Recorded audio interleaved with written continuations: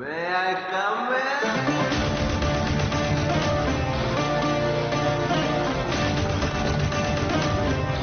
Hi friends, ಈ ವಿಡಿಯೋದಲ್ಲಿ ಯಾವುದ್ರ ಬಗ್ಗೆ ನೋಡ್ತೀವಿ ಅಂದ್ರೆ ಎಲೆಕ್ಟ್ರಿಕಲ್ ಟ್ರಾನ್ಸ್ಮಿಷನ್ ಸಿಸ್ಟಮ್ ನಲ್ಲಿ 440 ಕೆವಿನ ಡೈರೆಕ್ಟ್ ಆಗಿ ಹೇಗೆ 33 ಕೆವಿಗೆ ಸ್ಟೆಪ್ ಡೌನ್ ಮಾಡಲ್ಲ ಅಂತ ಈ ವಿಡಿಯೋದಲ್ಲಿ ಫುಲ್ ಕಂಪ್ಲೀಟ್ ಆಗಿ ಎಕ್ಸ್ಪ್ಲೇನ್ ಮಾಡ್ತೀನಿ.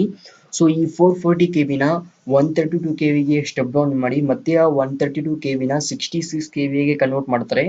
ಮತ್ತೆ ಆ 66 ಕೆವಿನ 11 ಕೆವಿ ಅಥವಾ 33 ಕೆವಿಗೆ ಸ್ಟೆಪ್ ಡೌನ್ ಮಾಡ್ತಾರೆ. ಏಕೆ ಡೈರೆಕ್ಟ್ ಆಗಿ 440 ಕೆವಿನ 33 ಅಥವಾ 11 ಕೆವಿಗೆ ಸ್ಟೆಪ್ ಡೌನ್ ಮಾಡಲ್ಲ ಅಂತ ಈ ವಿಡಿಯೋದಲ್ಲಿ ಫುಲ್ ಕಂಪ್ಲೀಟ್ ಆಗಿ ಎಕ್ಸ್ಪ್ಲೇನ್ ಮಾಡ್ತೀನಿ.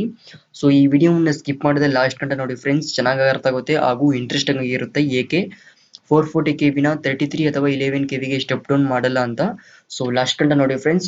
ಸೊ ಅದಕ್ಕಿಂತ ಮುಂಚೆ ಈ ವಿಡಿಯೋಗೆ ಒಂದು ಲೈಕ್ ಕೊಡಿ ಫ್ರೆಂಡ್ಸ್, ಹಾಗೂ ನೀವು ನಮ್ಮ ಚಾನಲ್ ನಲ್ಲಿ ಫಸ್ಟ್ ಟೈಮ್ ವಿಡಿಯೋ ನೋಡ್ತಾ ಇದ್ರೆ ಈ ವಿಡಿಯೋ ಕೆಳಗಿರುವ ಸಬ್ಸ್ಕ್ರೈಬ್ ಬಟನ್ ಅನ್ನು ಕ್ಲಿಕ್ ಮಾಡಿ, ಹಾಗೆ ಪಕ್ಕದಲ್ಲಿರುವ ಬೆಲ್ ಐಕಾನ್ ಅನ್ನು ಪ್ರೆಸ್ ಮಾಡಿಕೊಂಡು ಮೇಲ್ಗಡೆ ಆಲ್ ಅಂತ ಮೆನ್ಷನ್ ಮಾಡ್ಕೊಳ್ಳಿ. ಈ ರೀತಿ ಮಾಡಿದ್ರೆ ನಾವು ಮುಂದೆ ಅಪ್ಲೋಡ್ ಮಾಡುವ ವಿಡಿಯೋ ನೋಟಿಫಿಕೇಶನ್ ನಿಮ್ಮ ಮೊಬೈಲ್ ಹಾಗೂ ಡೆಸ್ಕ್ಟಾಪ್ ಗೆ ಬರುತ್ತೆ. ಸೊ ಹೇಗೆ 440 ಕೆವಿನ 33 ಕೆವಿಗೆ ಡೈರೆಕ್ಟ್ ಆಗಿ ಸ್ಟೆಪ್ ಡೌನ್ ಮಾಡಲ್ಲ ಅಂತ ನೋಡೋಕ್ಕಿಂತ ಮುಂಚೆ ಟ್ರಾನ್ಸ್ಫಾರ್ಮರ್ ನ ಬಗ್ಗೆ ನೋಡೋಣ. ಸೊ ಈ ಟ್ರಾನ್ಸ್ಫಾರ್ಮರ್ ಬಂದು ಮ್ಯೂಚುವಲ್ ಇಂಡಕ್ಟೆನ್ಸ್ ಎನ್ನುವಂತಹ ಪ್ರಿನ್ಸಿಪಲ್ ನ ಮೇಲೆ ವರ್ಕ್ ಆಗುತ್ತೆ, ಹಾಗೂ ಈ ಟ್ರಾನ್ಸ್ಫಾರ್ಮರ್ ನ ಒಂದು ಸ್ಟಾಟಿಕ್ ಡಿವೈಸ್ ಅಂತ ಕರೀತಾರೆ ಫ್ರೆಂಡ್ಸ್. ಸೊ ಈ ಟ್ರಾನ್ಸ್ಫಾರ್ಮರ್ ನಲ್ಲಿ ಪ್ರೈಮರಿ ವೈಂಡಿಂಗ್ ಮತ್ತು ಸೆಕೆಂಡರಿ ವೈಂಡಿಂಗ್ ಎನ್ನುವಂತ ಎರಡು ಪಾರ್ಟ್ ಇದೆ. ಸೊ ಈ ಟ್ರಾನ್ಸ್ಫಾರ್ಮರ್ ಬಂದು ಎರಡು ಟೈಪ್ ಇದೆ, ಒಂದು ಸ್ಟೆಪ್ ಅಪ್ ಟ್ರಾನ್ಸ್ಫಾರ್ಮರ್, ಇನ್ನೊಂದು step down transformer. Step up transformer ನ ಪವರ್ ಜನರೇಟಿಂಗ್ ಸ್ಟೇಷನ್ ನಲ್ಲಿ ಯೂಸ್ ಮಾಡ್ತಾರೆ, ಮತ್ತೆ ಟ್ರಾನ್ಸ್ಮಿಷನ್ ಸಬ್ಸ್ಟೇಷನ್ ನಲ್ಲಿ ಯೂಸ್ ಮಾಡ್ತಾರೆ friends. So step down transformer ನ ಕನ್ಸ್ಯೂಮರ್ ಸೈಡ್ ನಲ್ಲಿ ಯೂಸ್ ಮಾಡ್ತಾರೆ ಹಾಗೂ ಡಿಸ್ಟ್ರಿಬ್ಯೂಷನ್ ಸಬ್ಸ್ಟೇಷನ್ ನಲ್ಲಿ ಯೂಸ್ ಮಾಡ್ತಾರೆ. ಸೊ ನೀವು ಎಲ್ಲಿ ನೋಡಬಹುದು ಅಂದ್ರೆ ಸ್ಟೆಪ್ ಡೌನ್ ಟ್ರಾನ್ಸ್ಫಾರ್ಮರ್ ನ, ಸೊ ನಿಮ್ಮ ಮನೆಗೆ ಬರುತ್ತಿರುವಂತಹ ಸಪ್ಲೈ ಯಾವ ಟ್ರಾನ್ಸ್ಫಾರ್ಮರ್ ಇಂದ ಬರುತ್ತದೆಯೋ ಅದೇ step down transformer friends. So ಇವಾಗ ಮೈನ್ ಕಾನ್ಸೆಪ್ಟ್ ಗೆ ಹೋಗೋಣ. ಸೊ ಏಕೆ ಪವರ್ ಜನರೇಟಿಂಗ್ ಸ್ಟೇಷನ್ ನಲ್ಲಿ ಪವರ್ ನ ಸ್ಟೆಪ್ ಅಪ್ ಮಾಡ್ತೀವಿ ಅಂದ್ರೆ, ಸೊ ಏನ್ ರೀಸನ್ ಅಂದ್ರೆ ಟ್ರಾನ್ಸ್ಮಿಷನ್ ಲಾಸಸ್ ನ ಕಡಿಮೆ ಮಾಡಲು ಮತ್ತು ಕಂಡಕ್ಟರ್ ನ ಸೈಜ್ ನ ಕಡಿಮೆ ಮಾಡಲು ಪವರ್ ನ ಸ್ಟೆಪ್ ಅಪ್ ಮಾಡ್ತೀವಿ ಫ್ರೆಂಡ್ಸ್. ಸೊ ಏಕೆ ಮಾಡಬೇಕು ಅಂದ್ರೆ, ಪವರ್ ನ ಹಾಗಾದ್ರೆ ಜನರೇಟಿಂಗ್ ಪವರ್ ನ ಹಂಗೆ ಟ್ರಾನ್ಸ್ಮಿಷನ್ ಮಾಡಿದ್ರೆ ಅದರಲ್ಲಿ ಕರೆಂಟ್ ಜಾಸ್ತಿ ಇರುತ್ತೆ, ವೋಲ್ಟೇಜ್ ಸ್ವಲ್ಪ ಕಡಿಮೆ ಇರುತ್ತೆ ಫ್ರೆಂಡ್ಸ್. ಸೊ ಈ ರೀಸನ್ ಗೋಸ್ಕರ ಕರೆಂಟ್ ರೇಟಿಂಗ್ ಜಾಸ್ತಿ ಇದ್ರೆ ಟ್ರಾನ್ಸ್ಮಿಷನ್ ಲಾಸಸ್ ಬರುತ್ತೆ, ಹಂಗಂದ್ರೆ IR² ಲಾಸಸ್ ಜಾಸ್ತಿ ಆಗುತ್ತೆ.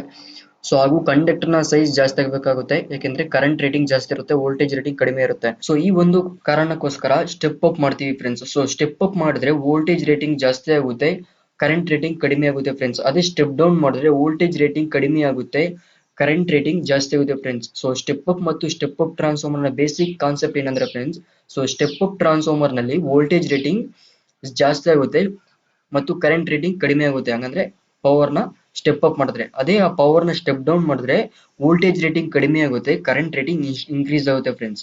ಸೊ ಇವಾಗ ಏನ್ ರೀಸನ್ ಅಂತ ಒಂದು 4 ರೀಸನ್ ಐತೆ. ಸೊ ಒನ್ ಬೈ ಒನ್ ನೋಡ್ಕೊಂಡು ಹೋಗೋಣ ಫ್ರೆಂಡ್ಸ್.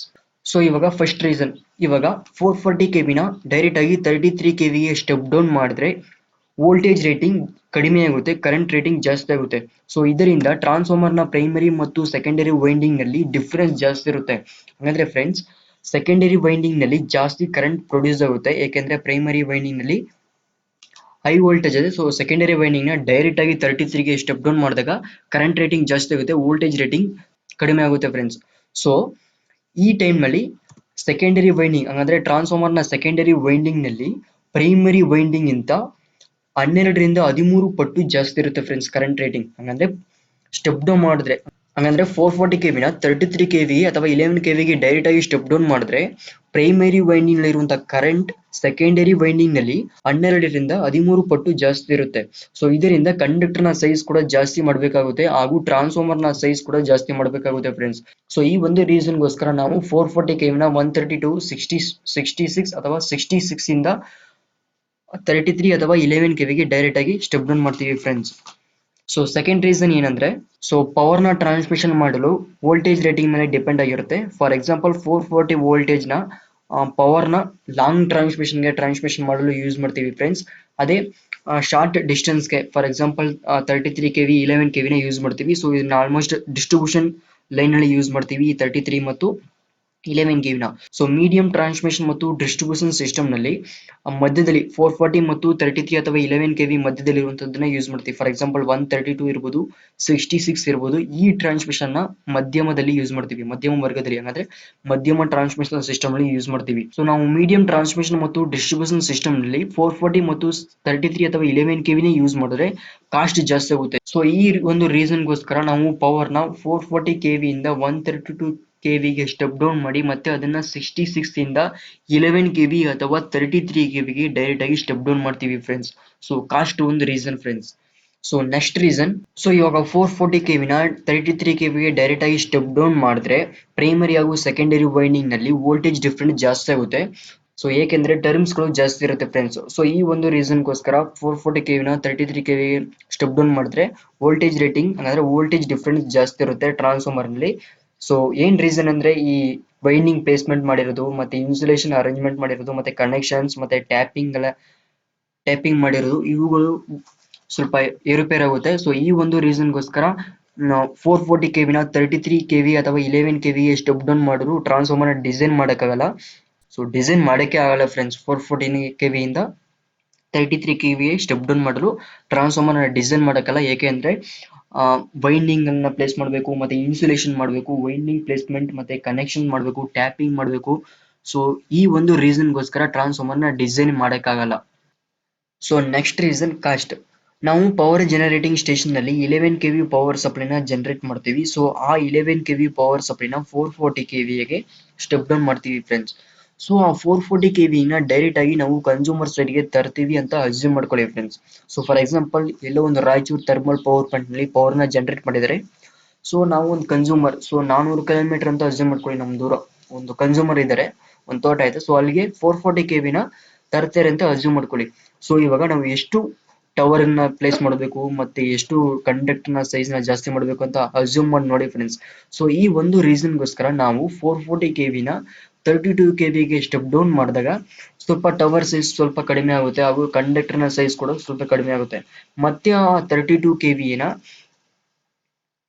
66 ಕೆವಿಗೆ ಕನ್ವರ್ಟ್ ಮಾಡಿದ್ರೆ ಅಲ್ಲಿ ಸ್ವಲ್ಪ ಟವರ್ ಸೈಜ್ ಸ್ವಲ್ಪ ಕಡಿಮೆ ಆಗ್ಬೋದು ಹಾಗೂ ಕಂಡಕ್ಟರ್ ನ ಸೈಜ್ ನ ಕೂಡ ಕಡಿಮೆ ಆಗುತ್ತೆ. ಮತ್ತೆ ಆ 66 ಇಂದ 33 ಅಥವಾ 11 ಕೆವಿಗೆ ಸ್ಟೆಪ್ ಡೌನ್ ಮಾಡಿದಾಗ ಪೋಲ್ ಗಳನ್ನ ಯೂಸ್ ಮಾಡಿ ಟ್ರಾನ್ಸ್ಮಿಷನ್ ಮತ್ತು ಡಿಸ್ಟ್ರಿಬ್ಯೂಷನ್ ಮಾಡಬಹುದು. ಸೊ ಈ ಒಂದು ರೀಸನ್ ಗೋಸ್ಕರ, ಕಾಸ್ಟ್ ರೀಸನ್ ಗೋಸ್ಕರ ನಾವು 440 ವೋಲ್ಟ್ ನ 132 ಕೆವಿಗೆ ಸ್ಟೆಪ್ ಡೌನ್ ಮಾಡಿ ಮತ್ತೆ 132 ನ 66 ಕೆವಿಗೆ ಸ್ಟೆಪ್ ಡೌನ್ ಮಾಡಿ ಆ 66 ನ ಡೈರೆಕ್ಟ್ ಆಗಿ 33 ಅಥವಾ 11 ಕೆವಿಗೆ ಸ್ಟೆಪ್ ಡೌನ್ ಮಾಡ್ತೀವಿ ಫ್ರೆಂಡ್ಸ್.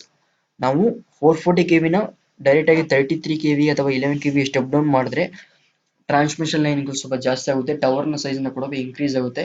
ಸೊ ಈ ಒಂದು ರೀಸನ್ ಗೋಸ್ಕರ ಸ್ಟೆಪ್ ಡೌನ್ ಮಾಡಿ ಟ್ರಾನ್ಸ್ಮಿಷನ್ ಮಾಡ್ತೀವಿ ಫ್ರೆಂಡ್ಸ್.